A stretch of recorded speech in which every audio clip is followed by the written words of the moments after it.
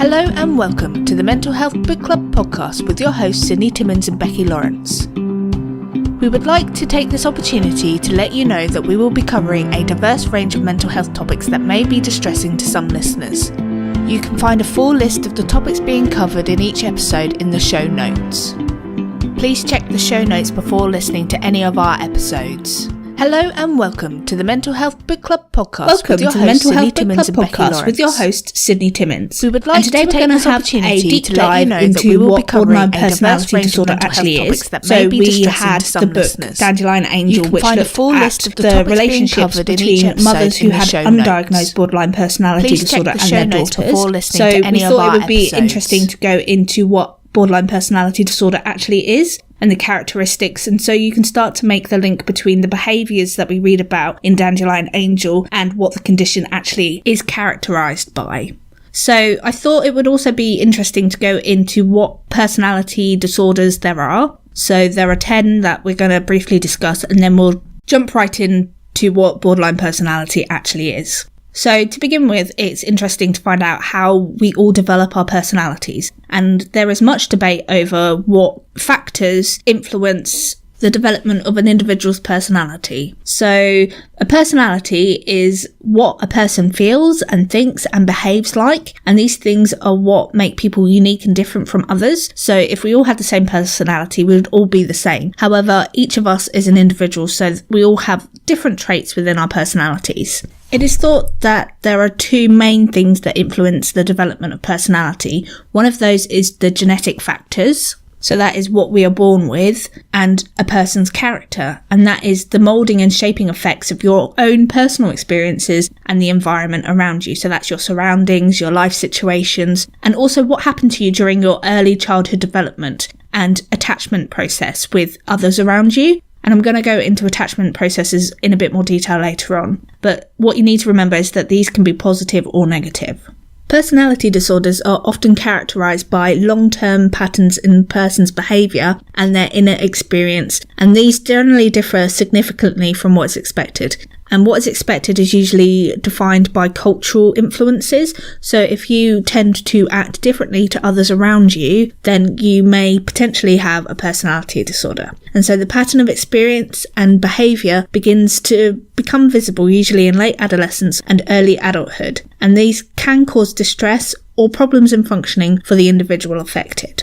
Without treatment, these behaviours and experiences tend to become inflexible, and then they become long-lasting. And so the pattern of behaviour, or the pattern that we generally see, is characterised by a particular pattern seen in at least two of the following 4 areas. So that's a way of thinking about oneself and others, a way of responding emotionally, a way of relating to other people, and a way of controlling one's behaviour.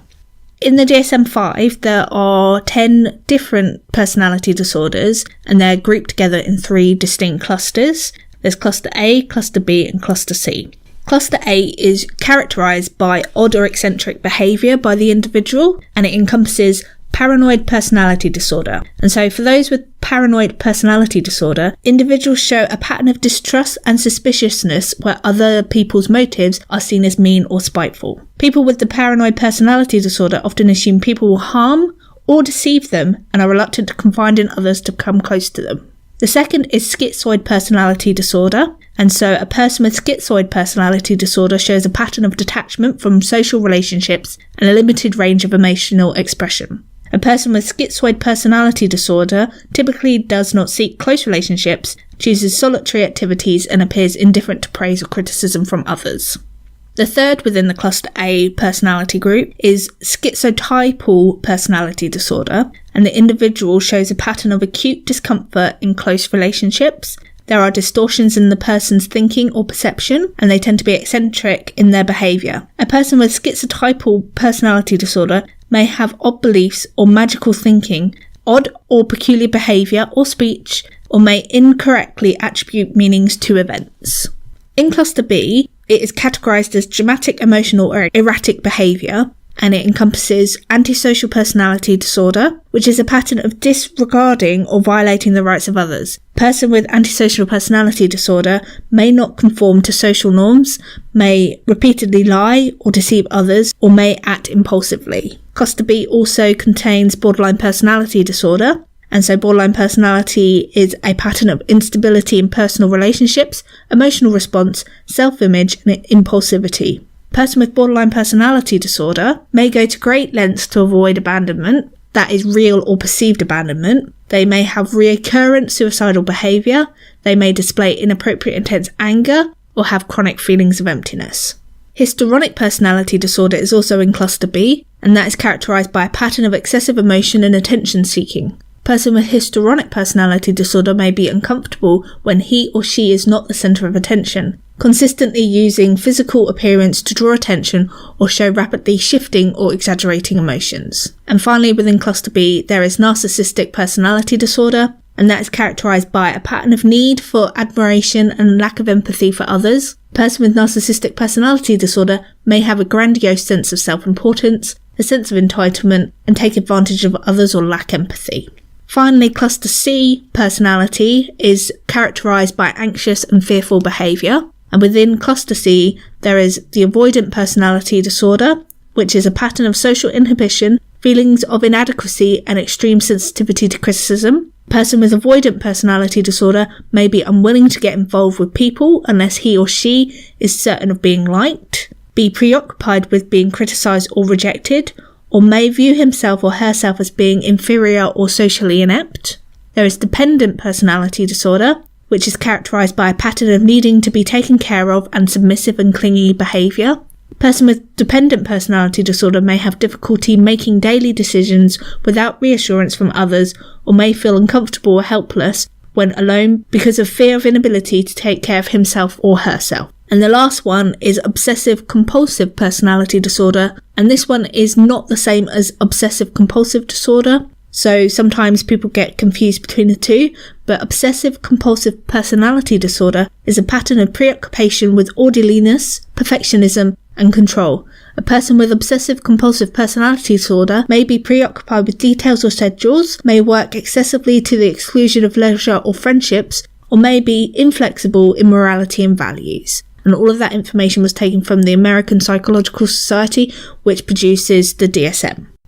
In terms of when was borderline personality disorder first actually defined, the history has been quite spotty. So in 1938 was the first time that borderline personality disorder started to be recognised. And this was recognised by a person called Adolf Stern, and they list the most of the diagnosis criteria and calls the group of people affected the borderline group. In 1941, Gregory Zilborg describes the disorder as a mild version of schizophrenia. In 1942, Helen Deutsch defines a type of people dependent on others' personality as having as-if personality. In the 40s, Robert Knight introduces ego psychology and describes patients as being in borderline states. In 1967, Otto Kernberg defines boundaries between psychotic and neurotic and places borderline personality in the middle of the two.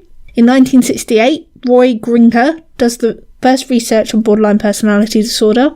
In 1975, John Gunderson publishes research to help diagnose borderline personality disorder. And in the 1980s, the borderline personality is included within the DSM-3. In 1993, Marcia Linehan introduces dialectical behaviour therapy, or DBT, which is an effective treatment for borderline personality disorder. In 1994, the DSM-4 is published and defines further the symptoms of borderline personality disorder and what is required for diagnosis. And in 2008, the US House of Representatives declares May as the National Borderline Personality Disorder Awareness Month. And currently, research continues to advance the field and our knowledge of borderline personality disorder. Although the condition is called borderline personality disorder, this is really quite an inaccurate name for the disorder because it affects the moods, emotions and relationships. However, no other name at the moment currently exists. There is discussions whether it should be changed. The reason it was originally given the name borderline personality disorder was because they thought that the condition people had were on the boundaries between schizophrenia and neurosis. Out of all of the personality disorders, borderline personality has had the most research done on it. This kind of leads us into how is borderline personality disorder diagnosed. And at this point in time, the only person or the only group of people that can diagnose a personality disorder is a professional mental health practitioner. And that individual looks at long-term patterns and functioning and the symptoms associated. And so it's usually only diagnosed in individuals that are 18 years old, and the diagnosis and the symptoms must have been present for at least a year. Some people with the disorder may not recognise that there's a problem. I know that I certainly didn't think that there was a problem until I finally went and scared myself with my behaviour and finally went and got some help. Some people with personality disorders will often have more than one personality disorder, and an estimated 9% of US adults have at least one personality disorder. I'm going to start off with a general description of what borderline personality disorder is and some of the symptoms associated, and then I'm going to go on to the actual diagnostic criteria in the current DSM. So if you're a person that suffers with borderline personality disorder, you will tend to experience intense and unstable emotions and moods that can shift fairly quickly. People generally have a hard time in being able to calm themselves down once they become upset, and so the emotion that they're experiencing continues to cause an issue. People with borderline personality disorder will often find that they have angry outbursts, and as a result of these angry outbursts, they will engage in impulsive behaviours, and these can include substance misuse, risky sexual liaisons, self-injury, overspending, and even binge eating. And these behaviours often function to soothe the individual, but only in the short term. Over a longer period of time that these behaviours become problematic. So people with borderline personality disorder tend to see the world in black or white. It's an all or nothing situation, and things are often polarised, and it's kind of an oversimplification of the outside world. The individual with borderline personality will apply their harsh either or judgments to others and to themselves, and the perceptions of themselves and others may quickly vacillate back and forth between that they're really good or they're really bad, which can be called splitting. They also have a tendency to have an unstable sense of self, so that the person with the disorders tend to have a hard time being consistent, and you'll find that an individual with borderline personality will vary the way that they interact with people and the things that they feel with different people at different times. So for example, if you go and see a film and you actually liked it and the other person that you're with doesn't, you'll find that sometimes the person with borderline personality will change their views to fit in with the person that didn't like the movie, even if they actually really enjoyed it. And the person with borderline personality may often change careers, will change relationships or find new relationships. They'll often change their life goals or even their residences, and that they will also find that radical changes occur without any warning or advanced preparation. So moving on to what it says within the DSM, for a diagnosis of borderline personality disorder to be made, you have to have at least 5 of the following 9 things that have lasted over a long period of time and that impacts your daily life. So 1, you feel very worried about people abandoning you and you would do anything to stop that from happening. 2, you have very intense emotions that last from a few hours to a few days and can change quickly. For example, from feeling very happy and confident in the morning to feeling low and sad in the afternoon. 3, you don't have a strong sense of who you are, and it can change depending on who you're with, as I said with the film example. 4, you find it hard to make and keep stable relationships. 5, you act impulsively and do things that could harm you, such as binge eating, using drugs, or driving dangerously. 6, you have suicidal thoughts or self-harming behaviour. 7, you feel empty and lonely a lot of the time. 8, you get very angry and struggle to control your anger. And 9, when you're stressed, sometimes you might feel paranoid, have psychotic experiences, which is where you are seeing or hearing things that other people don't, or you might feel numb or checked out and not remember things properly after they've happened.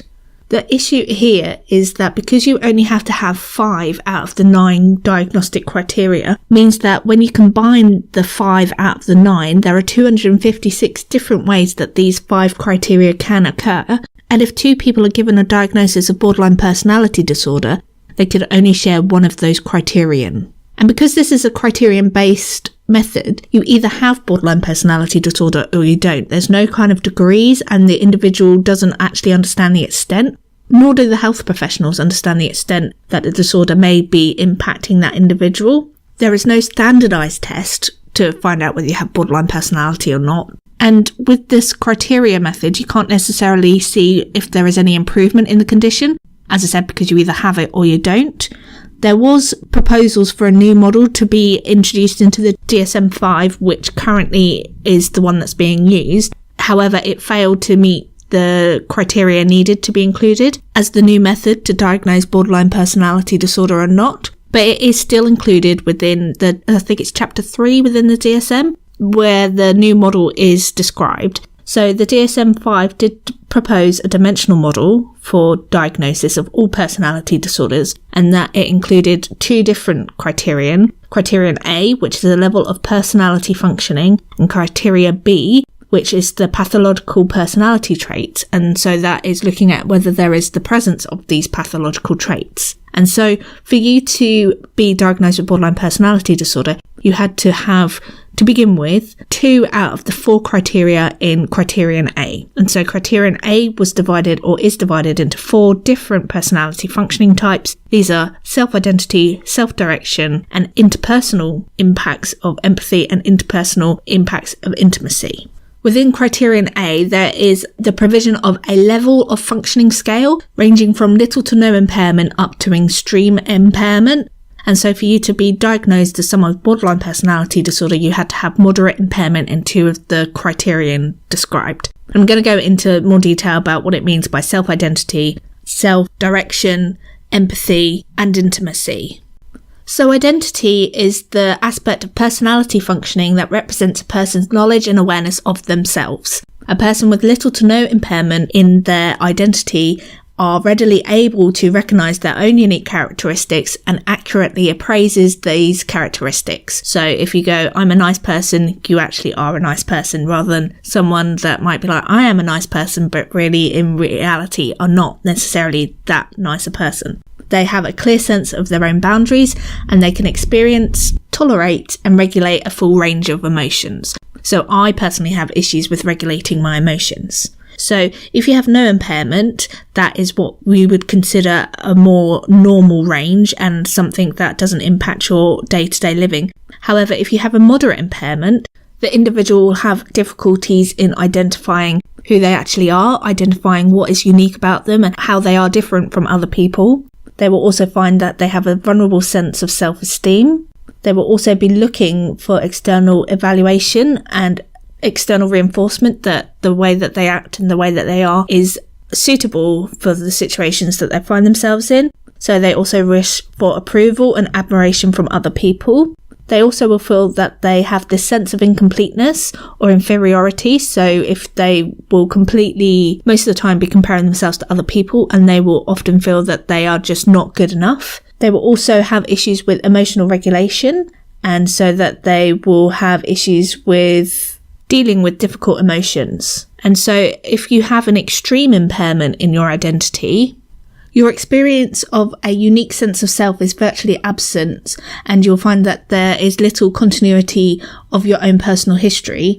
You'll also find that your boundaries with other people are very confused or even lacking. You will find that most of the time your self-concept is external to you. So when you think about yourself, you're not thinking about what's internal, you're thinking about things that are external to yourself. You may find that your motivations are unorganised. You might also find that this turns out into hatred and aggression, which would be the dominant effects of feeling this way.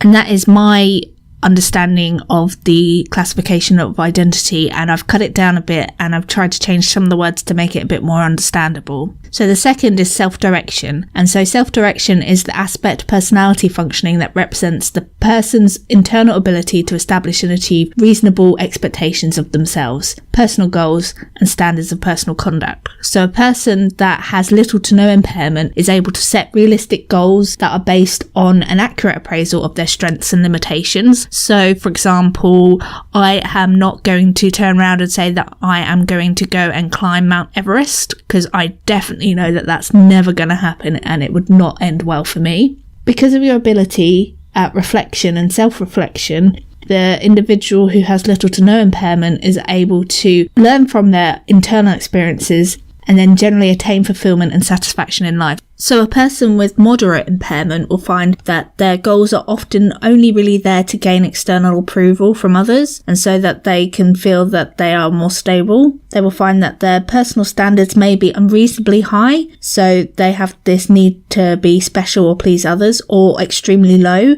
so a lot lower than what society would expect of them. And the person will find that they are unable to achieve a sense of fulfillment.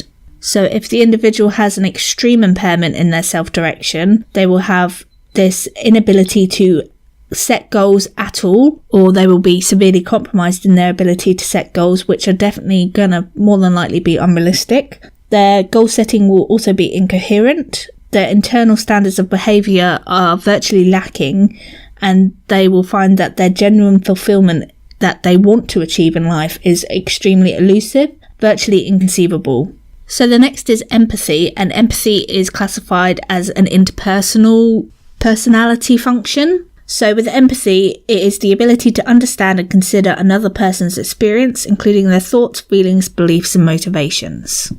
So a person with little to no impairment of empathy will readily understand and accept another person's experience, even when such an experience is different from their own, and they will be able to accurately identify another person's motivations, and they are acutely aware of how their own actions will impact others around them. So for a person that has moderate impairment, they have a compromised ability to consider alternative perspectives.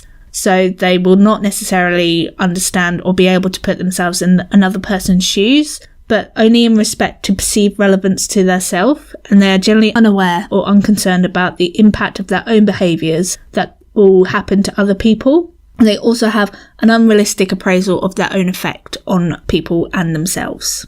An extreme impairment is that they would have a pronounced inability to consider and understand another person's experience and motivation, and that their attention to others' perspectives is virtually absent. Their attention is generally hypervigilant, and it's focused on need fulfillment and harm avoidance, so they're really looking out for themselves in some ways, and their social interactions can be confusing and disorientating. And then the final thing that we are going to look at in the personality function is intimacy. And so intimacy refers to the desire and ability to form and maintain close, caring, meaningful and reciprocal relationships with people. So someone with little to no impairment will have the desire and the skills needed to form and maintain multiple satisfying relationships. And so there is a desire for mutual cooperation within that relationship, and they have the ability to respond in a respectful and sensitive manner to other people's ideas, emotions, and behaviours. So if someone has moderate impairment, there is a capacity and desire to form relationships, but these connections may be superficial and limited, and they're limited to meeting their own self-regulatory needs and their own self-esteem needs. They find that there is a compromise. They are compromised in their ability to respond appropriately to others, and conversely has an unrealistic expectation of being magically and perfectly understood by others. So if I feel a particular way, then other people should know what I'm feeling and what I'm thinking. The individual with moderate impairment will also tend to not view a relationship as reciprocal, and that they are usually cooperating predominantly for their own personal gain. The desire to have any kind of intimate relationship with other people is not necessarily there. They're very disinterested because they expect that there will be some harm caused by someone in the relationship. Their engagement with others is usually detached or disorganised or consistently negative. The relationships are really based on power, and they are considered in terms of their ability to provide comfort or inflict pain on the person suffering, and that the behaviour is not necessarily reciprocal. So for that criterion, an individual needs to have a moderate impairment in 2 of those areas, which leads us on to criterion B, which is pathological personality traits. And these are organised into 5 trait domains, which are negative affectivity, detachment, antagonism, disinhibition, and psychoticism. Each of these sets has a set of trait facets that reflect aspects of the domain itself. So these pathological personality traits that are held by individuals tend to behave in a particular way and are considered relatively stable across time and different situations. However, these can change over a person's lifespan. So what they're doing is looking at these particular traits to see where they fall upon a continuum. So the continuum goes or ranges from healthy to unhealthy. And if the trait is considered unhealthy or maladaptive, then this can interfere with the person's success and satisfaction with life, and this is what they're looking for. So if it's maladaptive, then they're more likely to have some kind of personality disorder. It's important to note at this point that in some situations, what is considered maladaptive in one particular culture may be completely different in another. And so, for instance, the opposite of disinhibition is conscientiousness, but in the extreme, conscientiousness can equate to someone who is rigid and a perfectionist. Pathological trait listed for obsessive compulsive personality disorder. Extreme agreeableness equates to gullibility, and this can make one an easy target for manipulation and abuse. The key to being a healthy person is the ability to have some flexibility within these traits. That can vary from situation to situation. So when they're looking at diagnosing a personality disorder, they're looking for these 5 key personality areas. Is there a presence of negative affect, with the polar opposite being emotional stability? So do they have emotional lability, which is the extreme fluctuations in your emotions? Are they anxious? Do they have separation anxiety? Are they submissive? Is there hostility present? And is there a sense of preservation? They're also looking at detachment, with the polar opposite being extroversion. So is the person withdrawn? Do they avoid intimacy? Do they show a lack of enjoyment? Is there any signs of depression? Is there a restricted affect? So is there a limited emotional range? And are they suspicious? They also look for antagonism, with the polar opposite being agreeableness. And so this is looking for manipulativeness, deceitfulness, grandiosity, attention-seeking, callousness, or hostility.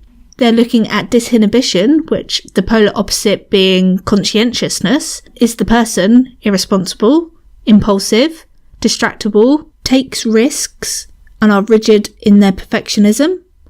And finally, psychoticism, with the polar opposite being lucidity, and they're looking for unusual beliefs and experiences, eccentricity, cognitive and perceptual dysregulation. And this model has been included in the DSM-5 to be an alternative or as an addition to the current diagnostic criteria for personality disorders. So the next thing I thought we'd talk about is the prevalence of borderline personality disorder.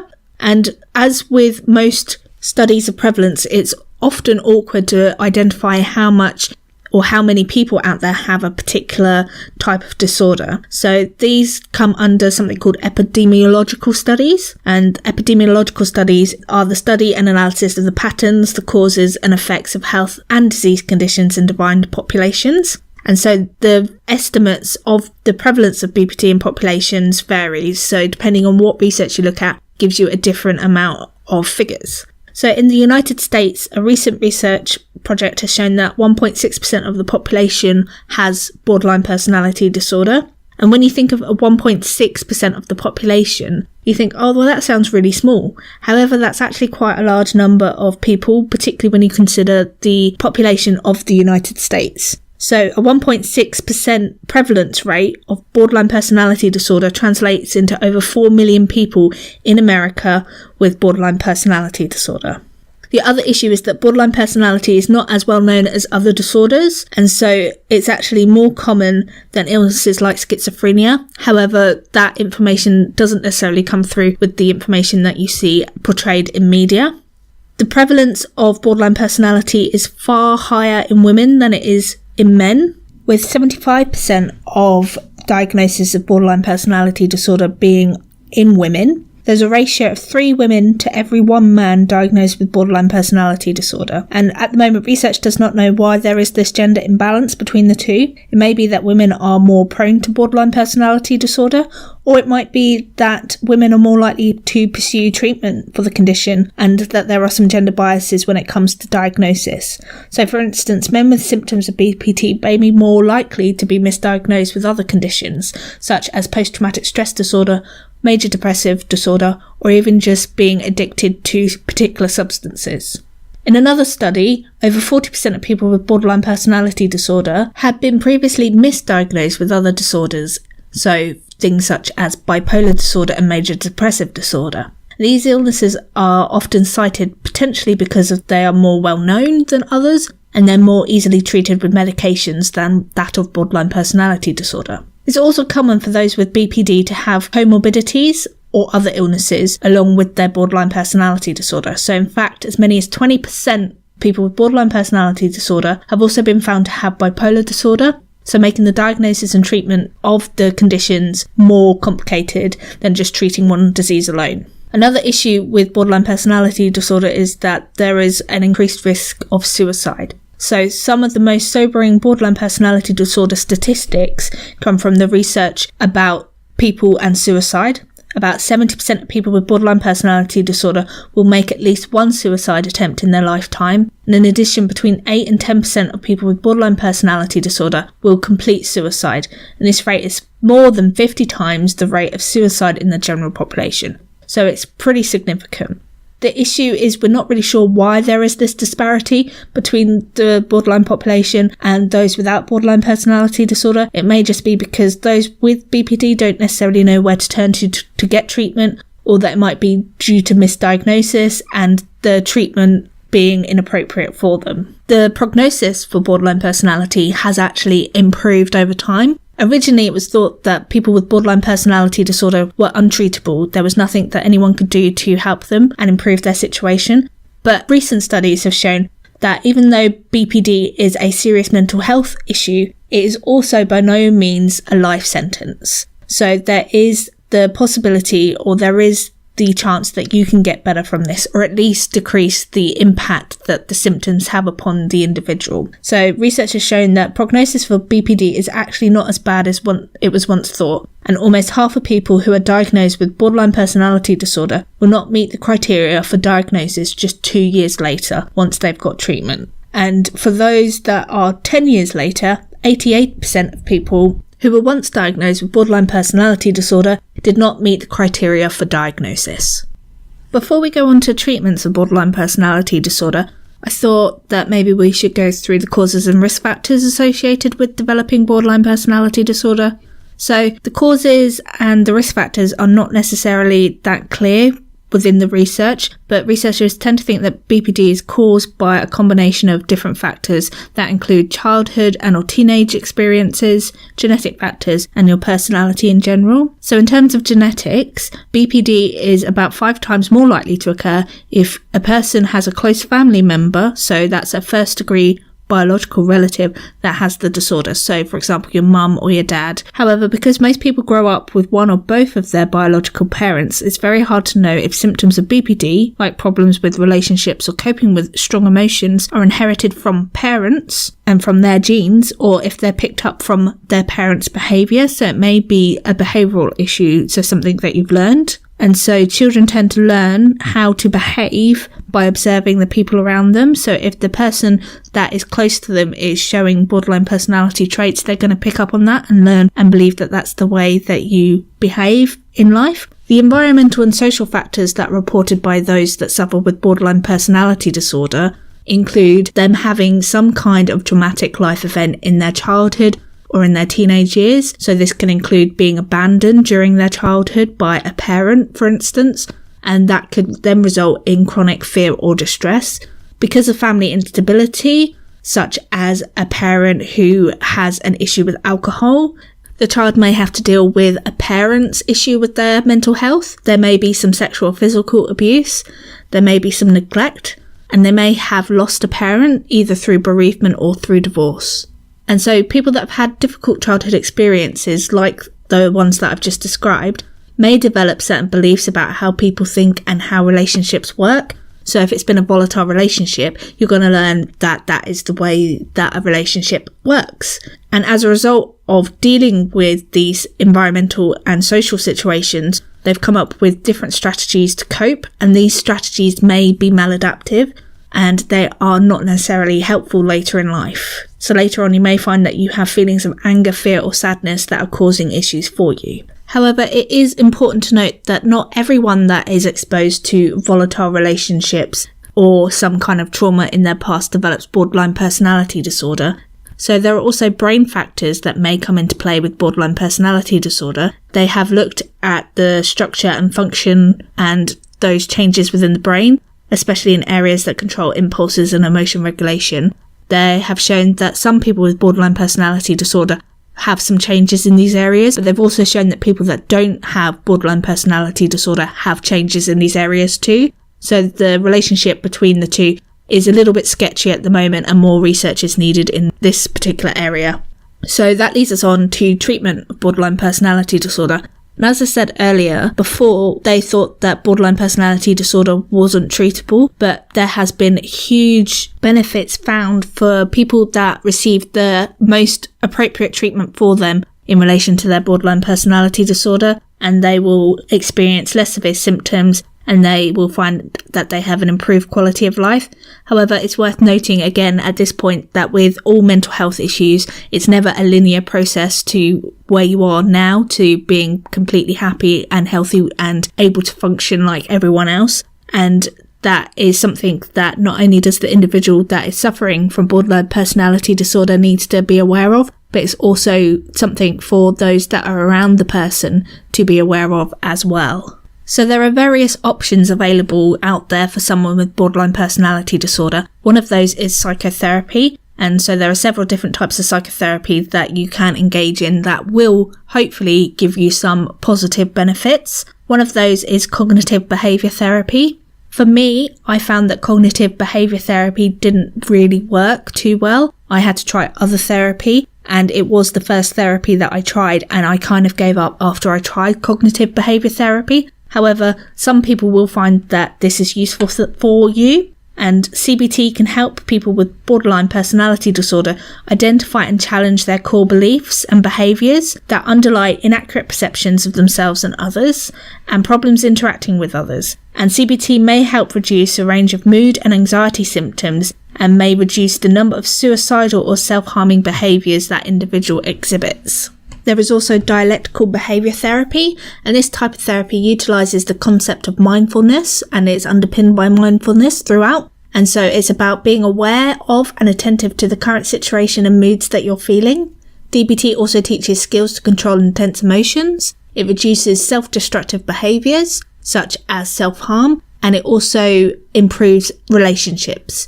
DBT is different from CBT as that it integrates traditional CBT elements, but with this mindfulness underpinning. It also gives you acceptance and techniques to improve a person's ability to tolerate stress, and also a way to control your emotions. With DBT, it recognises that dialectical tension between the need for acceptance and the need for change. So there is part of you that will not necessarily want to change, but there is also this desire for you to change. I did dialectical behaviour therapy. I found that this was the most successful so far. I also do schema-focused therapy, which is what I'm going to go on to next. With dialectical behaviour therapy, it's all about learning what are the emotions, what you're feeling, how to deal with them, and it gave you practical advice on how to deal with your behaviours, so that you find that your emotions are not necessarily a direct relationship with your behaviour. Just because you feel something doesn't necessarily mean that you have to then go out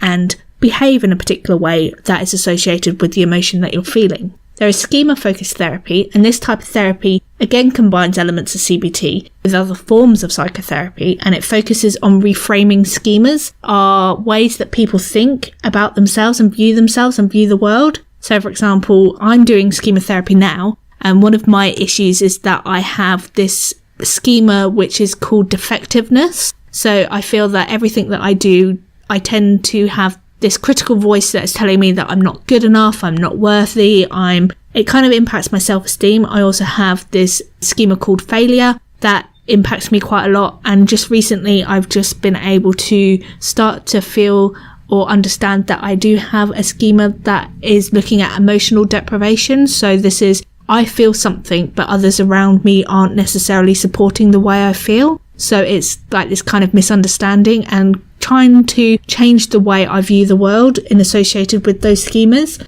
So this approach is based on the idea that this idea shows that BPD tends to stem from a dysfunctional self-image and possibly brought on by negative childhood experiences that affects how a person reacts to their environment, interacts with others, and copes with problems or with stress. And whilst DBT was there to provide me with the behavioural modifications and the skills that I need to function as a member of society, it didn't necessarily go into in-depth what were the things underpinning the issues that I had. So that is why I've gone on to schema therapy. There's also systems training for emotional predictability and problem solving, or STEPS, STEPPS. And this is a particular type of group therapy that aims to educate family members, significant others, and healthcare professionals about borderline personality disorder. And this gives people guidance on how to interact consistently with the person with the disorder using the STEPS approach and terminology. STEPS is designed to supplement other treatments the patient may be receiving, such as medication or individual psychotherapy. So if you are someone that is supporting someone with borderline personality disorder, so you're a family member or you're a close friend or relative, it may be worth you getting some benefit from your own therapy, because we're not necessarily the easiest people to live with. We can be quite challenging to the loved ones around us on a daily basis, and it's not necessarily our intention for us to be causing you stress, but we may do it unknowingly.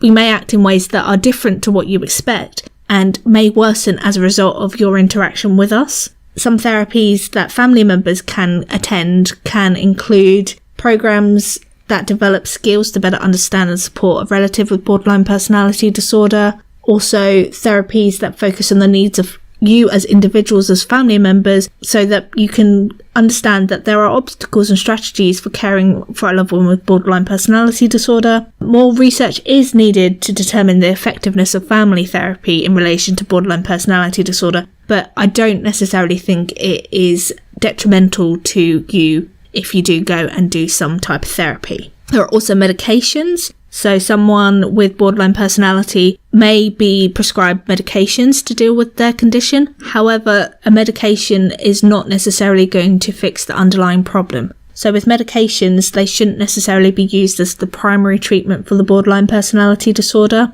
And the effects and the impacts that that medication has are at the moment unclear. The research isn't necessarily there to show you how effective it is. However, in some cases, a mental health professional may recommend medications that are treating specific symptoms, such as your mood swings, the depressions, or other disorders that may be accompanying your BPD. So, for example, for me, I have an SSRI, which is sertraline, that is there to help with the issue that I have with depression. There are also other treatments. So some people with BPD may experience severe symptoms and require intensive and often inpatient care. So all of the other things that I've been discussing are really outpatient. So you go somewhere, you're not necessarily confined to a particular area. Although in some rare cases, some people who develop the disorder may need additional care to get any benefits from any treatment, so they may need to become an inpatient. So I thought it would also be good to kind of look at what it's like to live with someone with BPD if you haven't already. So the book Dandelion Angel gives you a good indication of what it might be like to deal with someone or live with someone with borderline personality disorder. However, you may find additional situations that would spark a reaction from someone with borderline personality disorder. So seemingly ordinary events can trigger symptoms. So for example, people with BPD may feel angry and distressed over minor separations. So for example, when I was at my worst, I had major issues with my husband just leaving to go to work, and he would see it as, well, I have to go to work. It's just one of those things. However, I felt that it was him pulling away from me and being separate from me. So I would incessantly text him and ring him, even though he's trying to work. And I know that he's trying to work, and logically I knew that that was the case. However, I felt like he was just abandoning me and leaving me. Studies also show that people with this disorder may see anger in an emotionally neutral face and have a stronger reaction to words with negative meanings than people who do not have the disorder. So I think I mentioned on one of the podcasts recently that my husband said that he was surprised about how well I wrote something and how I took it very negatively and perhaps blew it out of proportion, whereas in the past I would have reacted extremely poorly to that phrase. I didn't. I sat back, I mindfully reflected upon it, and then I dealt with it. There are other situations where just, again, seemingly innocuous phrases will set me off because I feel like he is putting me down and he is potentially activating what we call the schemas. And so once a schema is activated, I become emotional and I then have to fight against it. So I've got some other examples for you to kind of get an understanding of the thought processes that someone with borderline personality disorder may go through. So suppose that a partner of a woman with borderline personality disorder fails to remember that it's their anniversary. Because of the black and white thinking that occurs with borderline personality disorder, they may come up with this false conclusion that he doesn't love me anymore. But this all or nothing thinking then also leads her to think falsely that if he doesn't love me anymore, then he must hate me. So this kind of opposite and from one extreme to the other. These thoughts then could easily lead to some pretty intense emotions from that person with borderline personality disorder. And those feelings are feelings of being rejected, abandoned, sadness, and anger. She has a hard time tolerating and dealing with these intense emotions and feelings, and as a result will become highly upset and overwhelmed. The intensity of these negative feelings will become unbearable for that individual. So something that may have started off as something quite innocent has escalated quite rapidly. The situation could then increase in intensity, and the individual with borderline personality disorder may have the impulse to do something just to try and get rid of the feelings that she is having. So she might turn around and angrily accuse her partner of having an affair, which will also increase the level of anger that she feels. But then conversely, she'll feel like perhaps he's going to abandon her because he doesn't love her anymore and because he hates her. And that in itself will create the partner to feel completely baffled by the entire situation. And he also will remember that recently she's been extremely nice and kind and loving and has shown all this love towards him. And he isn't having an affair. It's just that things have got busy and he's forgotten. He might also become angry with her and start to accuse her of her own infidelity. And so the conflict escalates and things get even more intense. After the fight, the woman feels overwhelming self-loathing or numbness and goes on to intentionally injure herself by cutting or burning herself as a way to cope with her numbness. So as a way to try and feel something because they may have disassociated, she is going to do some harm to herself. And when her partner learns about this self-harm behaviour, he can't understand it and concludes that she is harming and concludes that he is being manipulated by her. And he expresses his strong concern for her well-being, but also his anger, and in turn she feels misunderstood. So it kind of, this whole entire situation starts to snowball, really. I've got some other examples. So these are examples from Mind. So when a person with borderline personality disorder starts to have difficult feelings and behaviour towards themselves, such as loneliness, the person suffering from borderline personality disorder may start to change their jobs, will change their hobbies, their goals, ambitions, or their studies. So there's this constant change of things when they start to feel lonely. When the individual becomes overwhelmed by the strength of their emotions and how quickly they change, this could lead to self-harming and also attempting suicide. When the person starts to think that there's something inherently wrong with them and that it is their fault that bad things happen to them because they deserve them, this could result in someone significantly overspending or binge eating to the point where it is harmful to them. When you start to feel that you don't necessarily know what you want from life or what you like and dislike, this can result in the individual quitting just before they've achieved something, avoiding activities where they think they might fail or be disappointed. When the person starts to consider that they're a bad person or not even a real person at all, and you feel like a child in an adult world, you may find that you keep yourself very busy so you're never alone. So there are also other difficult issues where the individual with borderline personality disorder finds difficult feelings and behaviours exhibited towards others.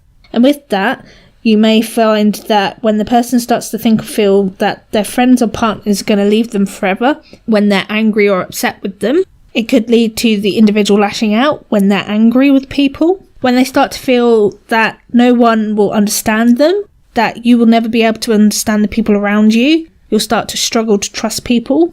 When you start to think that people are completely perfect and could never do bad things or hurt you, or when you start to think that others are completely terrible and could never do anything good or kind, and there's no middle ground, so there's this one extreme to the other, so the black and white thinking, the person with BPD who wants to be close to people will find that they worry that will end up going to the other extreme, and they'll start to believe that you're a bad person, and so will start to avoid people.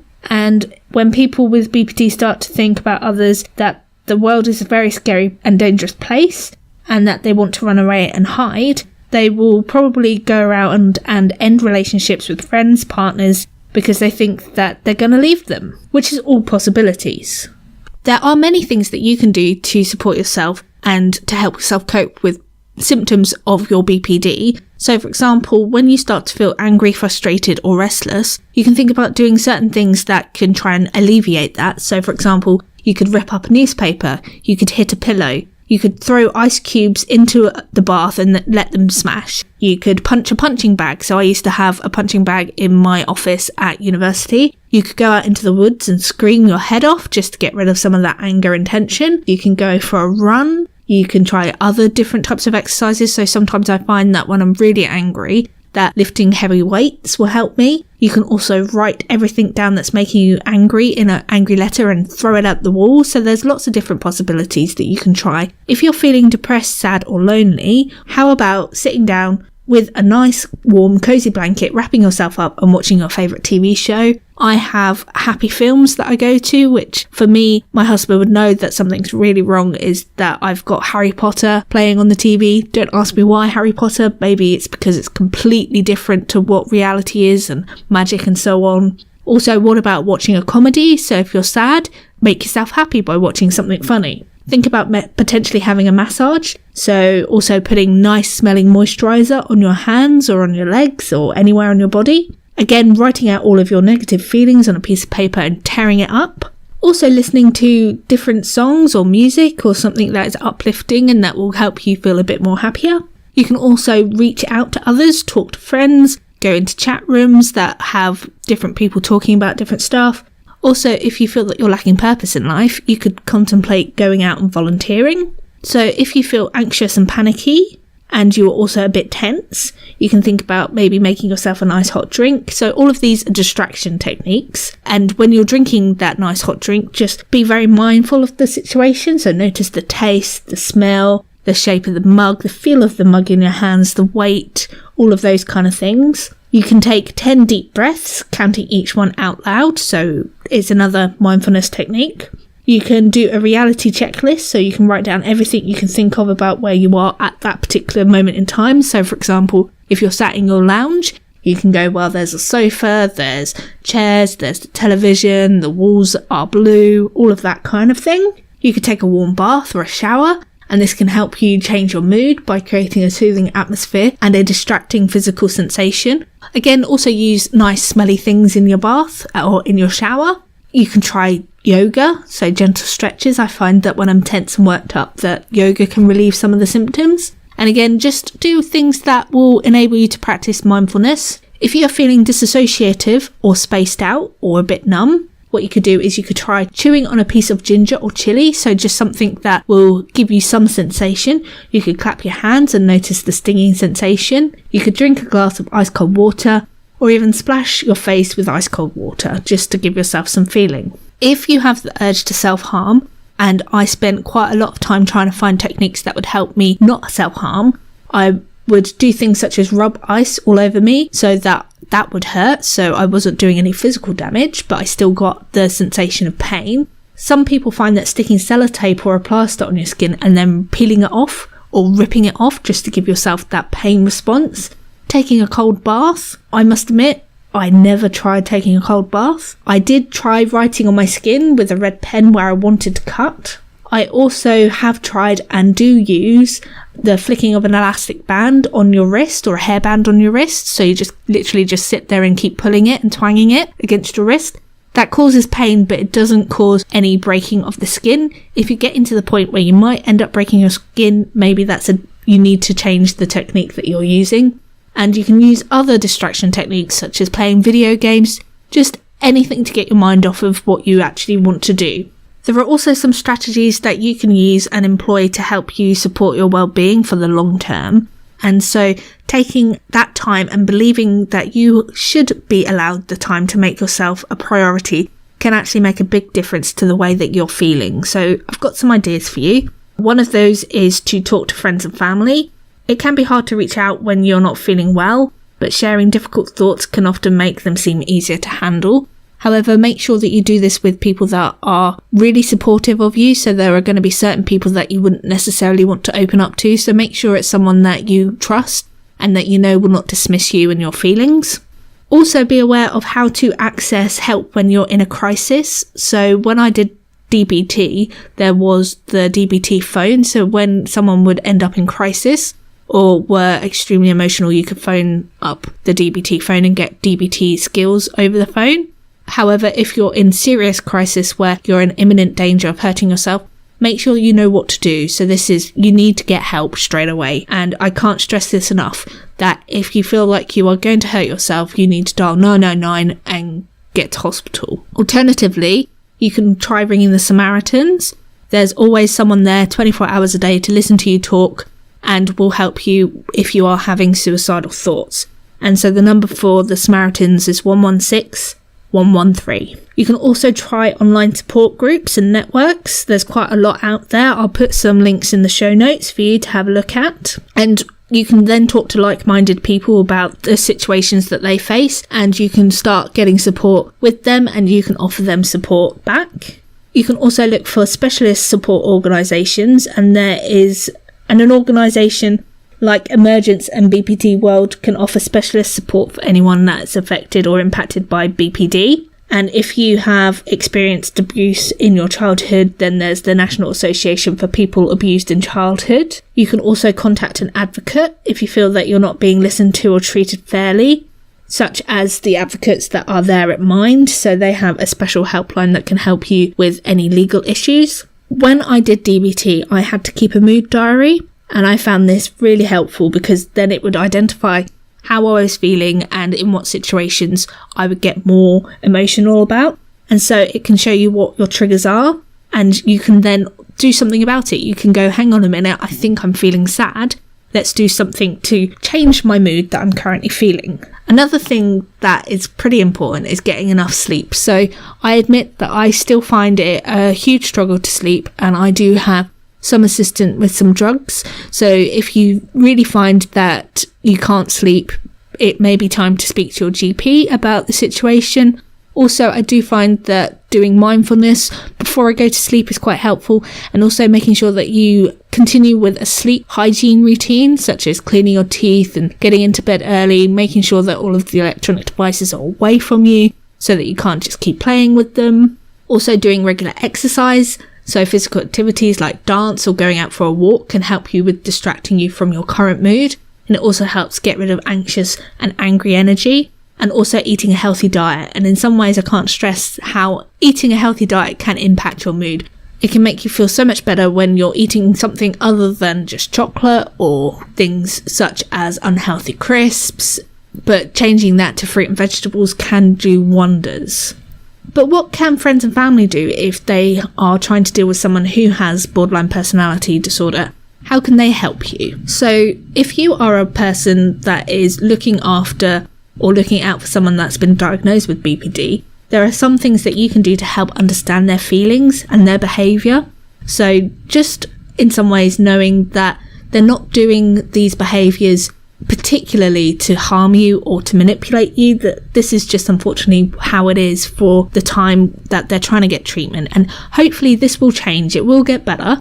However, they're not doing it purposely to manipulate you, which I think is probably quite difficult for another person like a spouse to understand. But there's lots of positive things that you can do to support someone with BPD. One of those things is to try and be the patient, so put yourself into their shoes. If your loved one is struggling to deal with their emotions, try not to get too involved in the argument into the heat of the moment. So we're pretty good at escalating and getting angry. Don't get angry back at us, because then that will just kind of spark it a bit more. And even though it feels better at the time, it makes you feel good that you're reacting to the situation. Just let us calm down. If you're still angry with us, come and speak to us when you can see that the emotion has died down. Just because when we're in that emotional frame of mind, we're not listening, we're not rational. Just give us some time to revert back to what they call the wise mind, or the logical part of our minds. Try not to judge the person that is acting and behaving in particular ways. listen to them. Just listening to them will make such a huge difference, because we all feel that we're not necessarily understood by the outside world. Try not to tell them that they're overreacting or that they shouldn't feel the way that they do. So unfortunately, my husband has kind of got into this little frame of mind where if I get angry at something, he turns around and goes, well, that's just your schemas talking. Yeah, it may be the fact that my schemas are activated at that point in time.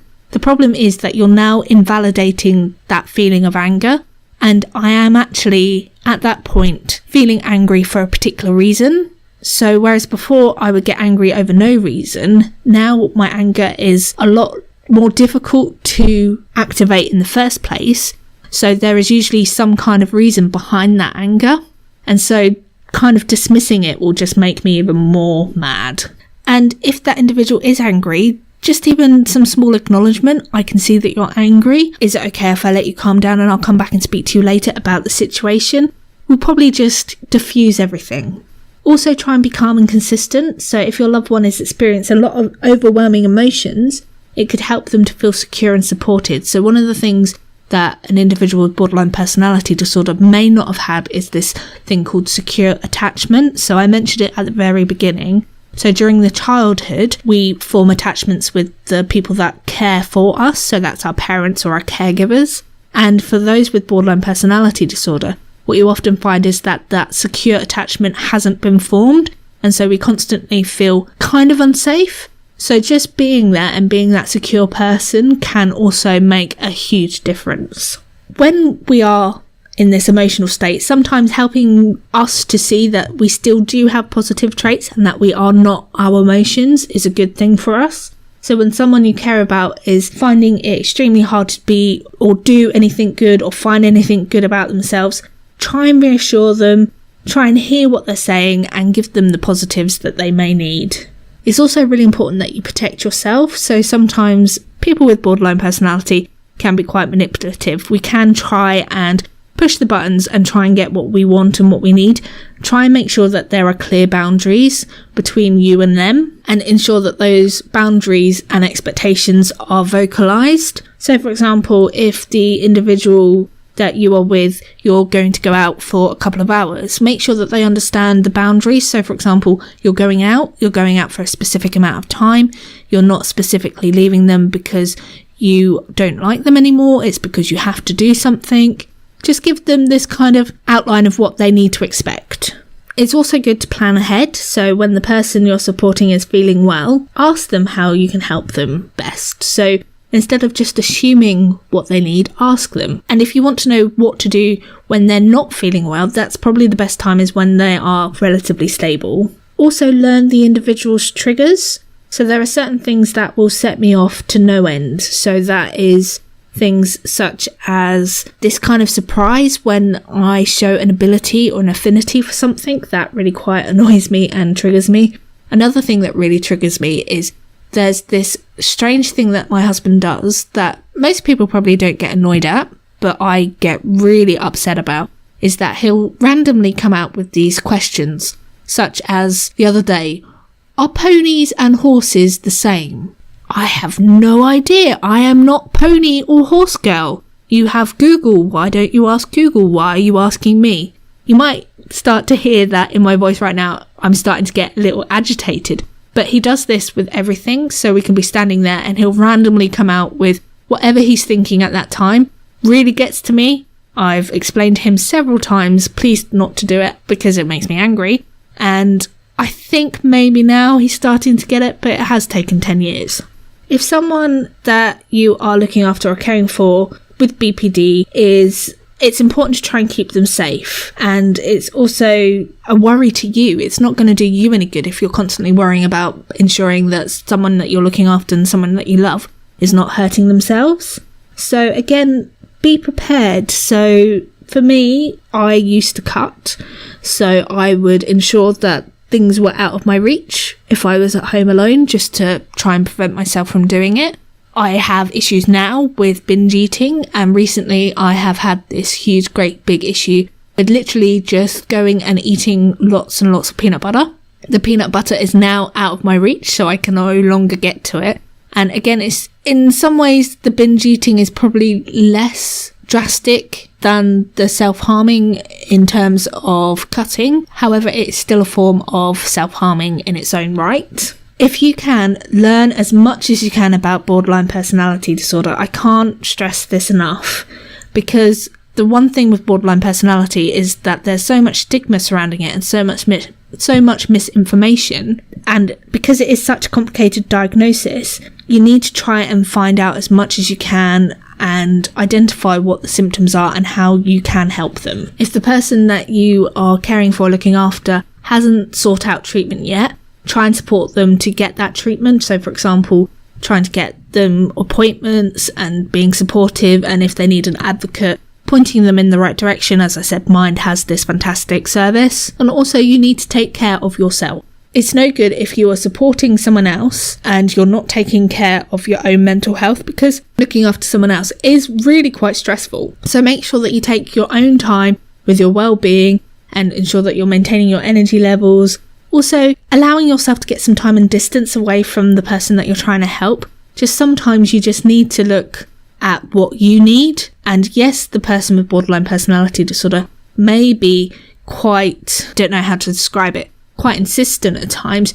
Again, if you have set up those boundaries correctly, they should start to understand that you do need time for yourself as well. Finally, just before we go, I'd like to just address some myths associated with borderline personality disorder. Because borderline personality disorder, as I said, such stigma attached to it, there are myths also associated with it. So, for example, borderline personality disorder is actually multiple personality disorder, or which is now more commonly known as dissociative identity disorder. That is not true. We are one personality. However, that personality has adapted ways of coping that are maladaptive, and that we just need additional support. That it's not like we have several different people trapped within one body. And I'll probably go into dissociative identity disorder in another episode of the podcast. BBD means that you have a bad personality. It doesn't. I still have positive and negative traits, just like everyone else. No one is ever 100% brilliant all the time. And we all have feelings and behaviours that can be useful at times and problematic at other times. But for someone with borderline personality disorder, that just seems to be a little bit more exaggerated than those of what we would consider the normal population. So, for example, if you can only concentrate on a task under pressure, you might be good in exams, but then at long projects you're going to be pretty bad at. And in comparison, that if you haven't experienced BPD, some of your feelings or behaviours might be so difficult for you to manage that they're stopping you from living your life. Children and teenagers can't be diagnosed with borderline personality disorder, whereas it's more likely not to be diagnosed with children because you're still developing your personality at that point. Young adults, so teenagers that are getting close to adulthood, can be diagnosed with borderline personality disorder. However, it has to be done by a psychiatrist, and it's usually done over quite a long period of time, and that the individual can only be diagnosed if the psychiatrist is confident that the symptoms that they have been witnessing are going to continue long enough that they can cause problems for them later on. People with BPD are manipulative and only want attention. This is probably due to the fact that we tend to self-harm and we tend to show suicidal behaviours. This is not the case. We're not doing it just to get your attention. So, for example, for me particularly, for years and years I self-harmed, but no one knew about it apart from my husband because I would keep it hidden. So I would often use the tops of my legs, so my thighs, and unless I was going out in a swimsuit, which was highly unlikely, no one would ever know that I was cutting myself. So we're not doing it just purely for attention.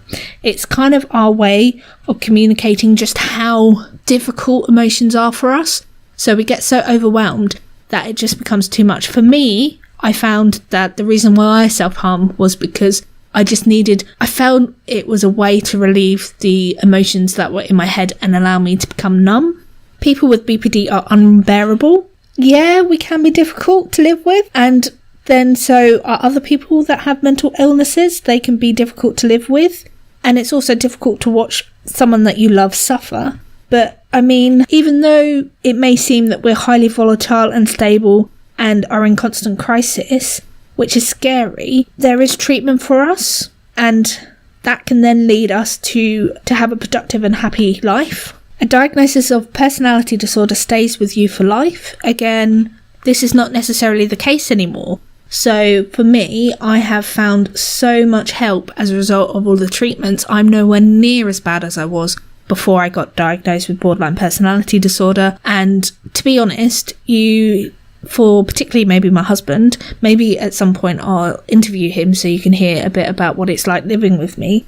But I think that I have completely changed in the way that I can handle situations, and that I think over time, I don't necessarily think that I'm going to fit the criteria that you need to meet to have borderline personality disorder. I think I probably still have it at the moment, but I think I'm getting towards, hopefully, not having it. So I'm going to keep trying and keep pushing. And the last myth is that individuals with a diagnosis of personality disorder all behave in the same way. That's not at all true. Rarely do real people match pure types and overlap of personality disorder types. That's not very common. So two people with the same diagnosis can be very different. So as I said, that a person that has borderline personality only has to meet 5 out of 9 traits, and it's highly likely that they will only have one of the symptoms associated with BPD that is the same. So all of us are unique, a bit like with dyslexia, and when you're at school, not everyone needs a yellow piece of paper to read or a pink piece of paper. Everyone is unique. So that's it for this episode on borderline personality disorder. It is a whistle-stop tour. There is lots more information out there.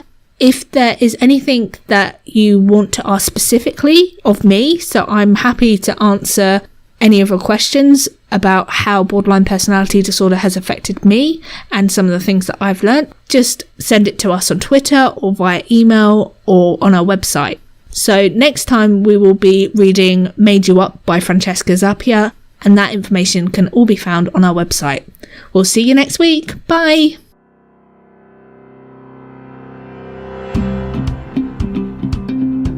Thanks for listening to this episode of the Mental Health Book Club podcast. If you feel that you need additional support with your mental health, please call the Samaritans on 116 123, which is a 24-hour helpline. And if you need additional information about mental health issues, please visit Mind at mind.org.uk. Next week we will continue reading Dandelion Angel by C.B. Calico, which you can find more details at our website, which is mentalhealthbookclub.com. We would really love to hear what you think about this podcast. Please get in touch with us at our Facebook page, which is the Mental Health Book Club, or at our Twitter, which is at MHBC_podcast. And if you like the podcast, please share it with your family and friends, and leave us a 5-star rating on iTunes or wherever you get your podcasts.